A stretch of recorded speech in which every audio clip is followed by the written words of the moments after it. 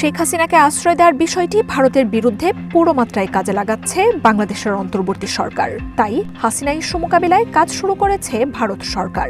দুই দেশের উত্তাল সম্পর্কের মধ্যেই এক প্রতিবেদনে এই তথ্য জানাচ্ছে ভারতীয় গণমাধ্যমগুলো।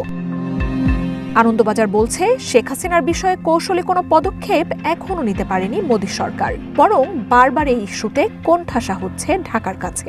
কূটনীতির স্নায়ুযুদ্ধ আর টানাপোড়েনে বাংলাদেশের ভিসা সেবা বন্ধ রাখার সিদ্ধান্ত দিল্লির ওপর চাপ আরও বাড়িয়েছে। তাই রাজনৈতিক আবেগ বাদ দিয়ে বাংলাদেশে ভারত বিরোধিতা নিরসনের জন্য মোদী সরকারকে পরামর্শ দিচ্ছেন দেশটির কূটনীতিকরা। ফেব্রুয়ারিতে ভোট হলেও ভারত সম্পর্কে ঘৃণা রাতারাতি কমে যাবে, এমনটা ভাবা দুরাশা বলে জানাচ্ছেন তারা।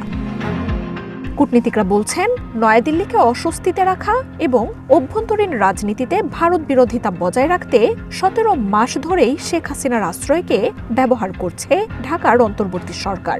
মৃত্যুদণ্ড থাকা শেখ হাসিনাকে দিল্লি বাংলাদেশে ফেরত পাঠাতে পারবে না। তাই এই সংকট মোকাবিলায় তৃতীয় পথ খুঁজছে ভারত। ঢাকার হাতে তুলে না দিয়ে উপসাগরীয় বা ইউরোপের কোনো বন্ধু রাষ্ট্রে শেখ হাসিনাকে পাঠাতে মোদী সরকারকে পরামর্শ দিচ্ছেন কূটনীতিকরা। নিরাপদে সেরকম কোনো দেশে শেখ হাসিনাকে রাজনৈতিক শরণার্থী হিসেবে থাকার ব্যবস্থা করা হতে পারে।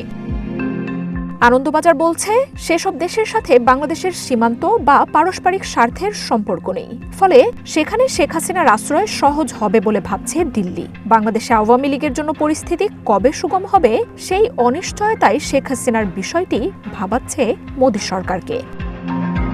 আবার ভারতের মাটিতে বসে শেখ হাসিনার বক্তব্য যে সরকারের অনুমতি ছাড়া সম্ভব নয়, তাও উঠে এসেছে আনন্দবাজারের প্রতিবেদনে। কিন্তু শেখ হাসিনাকে দিয়ে এই ছায়াযুদ্ধ লড়ে দিল্লির আপাতত লাভ হবে নাকি পরিস্থিতি আরও জটিল হবে, সেই প্রশ্নও উঠছে।